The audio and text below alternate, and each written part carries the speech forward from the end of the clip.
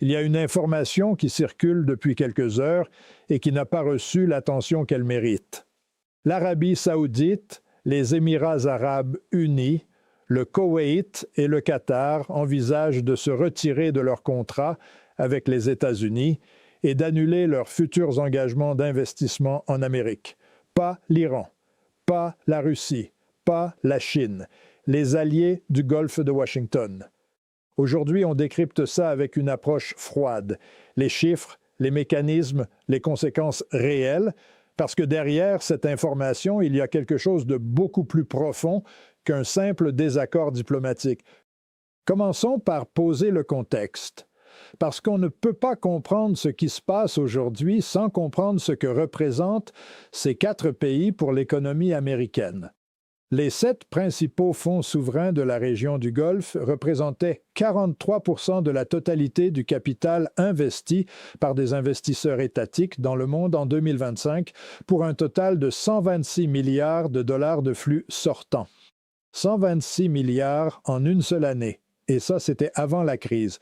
Ces 4 pays, Arabie saoudite, Émirats, Koweït, Qatar, ne sont pas seulement des partenaires militaires des États-Unis, ce sont des partenaires économiques massifs, structurels, dont les fonds souverains sont investis dans des pans entiers de l'économie américaine, immobilier, technologie, infrastructure, fonds d'investissement.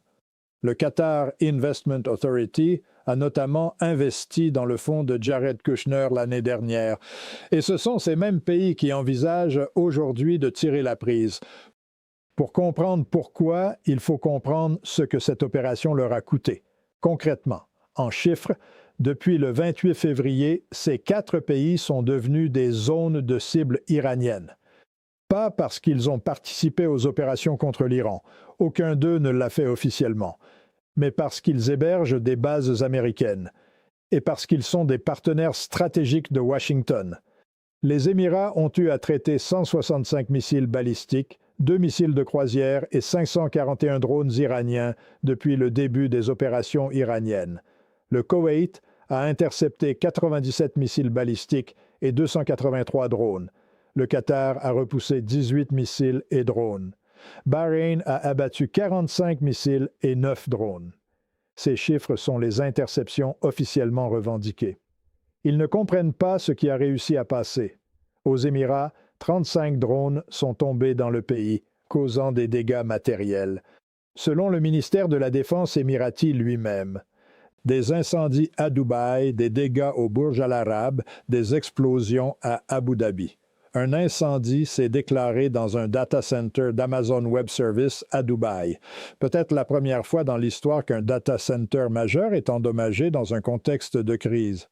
En Arabie saoudite, la raffinerie d'Aramco à Ras Tanura a été touchée et mise hors service.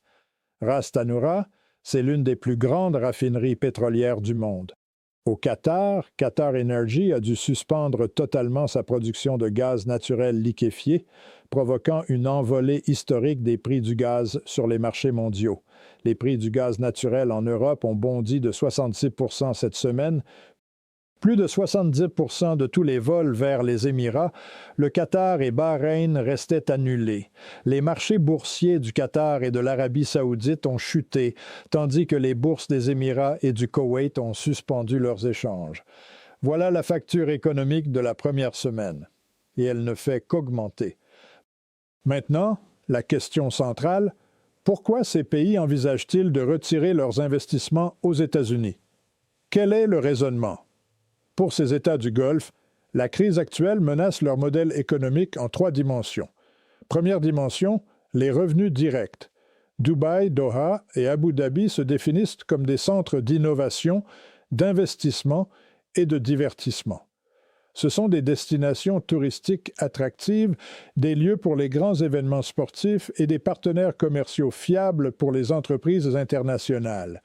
Avec plus de 95 millions de passagers par an et environ 8 500 vols par semaine, Dubaï est le plus grand aéroport du monde et il était à l'arrêt après les premières opérations iraniennes. Deuxième dimension, la réputation. Le Qatar, les Émirats et l'Arabie saoudite ont misé massivement sur la connectivité comme pont vers un avenir post-pétrole. Mais attirer des touristes, construire et exploiter des data centers et maintenir des hubs logistiques complexes est difficile au milieu d'une zone de crise active.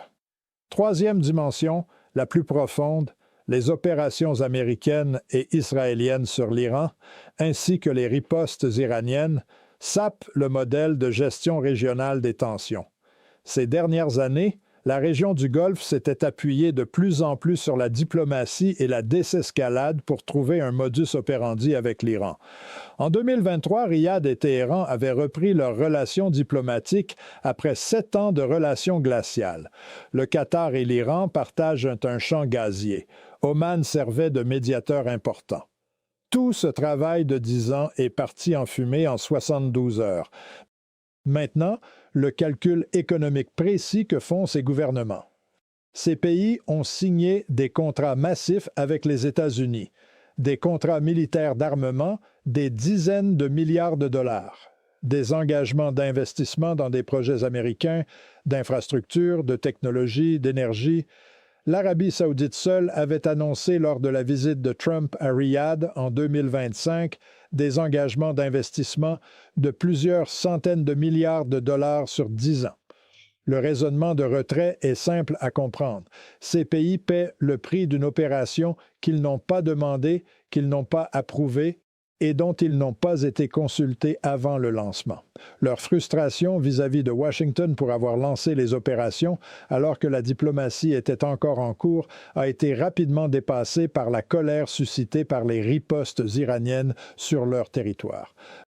Mais voilà le paradoxe cruel. D'un côté, les ripostes iraniennes les ont temporairement rapprochés de Washington, qui assure leur défense. Le 1er mars, 5 États du Conseil de coopération du Golfe ont rejoint la Jordanie et les États-Unis dans une déclaration commune condamnant les opérations iraniennes et réaffirmant leur droit à la légitime défense. Mais de l'autre côté, ils paient une facture économique croissante pour une opération qu'ils ne contrôlent pas. Et le signal qu'envoie la menace de retrait des investissements n'est pas diplomatique. C'est un signal purement économique. Si vous continuez, nous allons vous faire sentir les conséquences là où ça compte pour vous. Regardons maintenant les chiffres réels du pétrole, parce que c'est là que se trouve le vrai levier. Le transport maritime a été sévèrement perturbé dans le détroit d'Ormuz, par lequel transite environ 30% du commerce mondial de pétrole brut par voie maritime et près de 20% du gaz naturel liquéfié mondial. De nombreux navires commerciaux restent à l'arrêt à l'extérieur du détroit, les opérateurs et maisons de trading choisissant d'éviter le passage. Les perturbations ont affecté environ 20% des approvisionnements mondiaux en pétrole transitant par le détroit d'Ormuz, faisant monter les prix du brut Brent d'environ 70 à plus de 80 $ le baril en quelques jours. Et ce n'est que le début. Si la production saoudienne reste perturbée, si le Qatar ne reprend pas sa production de GNL, si les compagnies maritimes continuent d'éviter le Golfe, les projections vont bien au-delà. Les analystes parlent de 120, 130, voire 150 $ le baril dans un scénario de crise prolongée. Pour Trump, c'est un problème existentiel. Il avait promis pendant sa campagne de faire baisser les prix de l'énergie. Les midterms de novembre 2026 approchent. Chaque cent supplémentaire à la pompe est un coût politique direct. Et là, les prix de l'énergie ne baissent pas. Ils montent. La stratégie iranienne est précisément de transformer la relative prospérité et la stabilité du Golfe en zone de pression économique. Pour les Iraniens, attaquer Dubaï a plus d'impact sur l'économie mondiale et sur les opinions que de viser des installations isolées, car Dubaï a une résonance internationale incomparable. Téhéran espère que les conséquences économiques désastreuses de sa riposte dans le Golfe vont créer un levier de pression sur les monarchies pour qu'elles poussent Washington à un cessez-le-feu. Et voilà le mécanisme exact que l'on observe aujourd'hui. L'Iran cible les économies du Golfe. Les économies du Golfe souffrent. Les gouvernements du Golfe font pression sur Washington. Washington doit choisir entre continuer les opérations et perdre le soutien économique de ses principaux alliés régionaux. C'est une pression en cascade. Et la menace de retrait des investissements, c'est la réponse du Golfe à ce mécanisme. Si vous ne gérez pas les conséquences économiques que l'Iran nous impose, nous allons vous imposer les nôtres. Maintenant, l'analyse froide des conséquences réelles si ce retrait des investissements se matérialise. Scénario 1. Retrait partiel, signalement politique. Les gouvernements du Golfe suspendent certains engagements d'investissement futurs, gèlent des signatures de contrats en attente et font savoir discrètement à Washington que la relation économique est conditionnelle à une désescalade. C'est le scénario le plus probable à court terme. Son effet immédiat est surtout symbolique, mais le signal politique est fort. Scénario 2, retrait significatif des fonds souverains d'actifs américains. Les fonds souverains du Golfe ont investi 126 milliards de dollars dans le monde en 2025 seul. Si une partie significative de ces flux se détourne des États-Unis vers d'autres destinations, Europe, Asie, marchés émergents, l'effet sur les marchés financiers américains est réel. Le dollar, les bons du Trésor américain, les actions des grands fonds d'investissement, tout ça serait affecté. Pas de façon catastrophique à court terme, mais suffisamment pour faire monter les taux d'intérêt et augmenter le coût du financement de la dette américaine. Scénario 3. Rupture complète des contrats d'armement. C'est le scénario le moins probable, mais le plus symboliquement dévastateur. L'Arabie saoudite et les Émirats sont parmi les plus gros clients de l'industrie de défense américaine. Lockheed Martin, Boeing, Raytheon, ces entreprises ont des contrats massifs dans le Golfe. Une annulation brutale serait un séisme industriel. Il y a une dimension qu'on ne peut pas ignorer, la Chine. Plus de 38% des importations chinoises de pétrole brut par voie maritime proviennent du Moyen-Orient. La Chine a intérêt à une stabilisation rapide, pas à une escalade, mais elle a aussi intérêt à profiter du moment pour renforcer ses liens économiques avec des partenaires du Golfe qui cherchent à diversifier leurs dépendances. Si les monarchies du Golfe commencent à retirer des investissements des États-Unis, la question est simple. Où va cet argent? Une partie va en Europe, une partie reste dans la région, mais une partie non négligeable pourrait aller vers des marchés asiatiques, y compris la Chine. Et ça, c'est une conséquence géopolitique de long terme que Washington n'a probablement pas calculée en lançant cette opération. Ce que cette information révèle au fond, c'est quelque chose que les analystes de politique étrangère savent depuis longtemps, mais que les dirigeants oublient souvent. Dans le monde contemporain, la puissance militaire et la puissance économique sont inséparables. On ne peut pas mener des opérations militaires massives dans une région sans en payer le prix économique et sans forcer vos alliés à en payer le prix avec vous.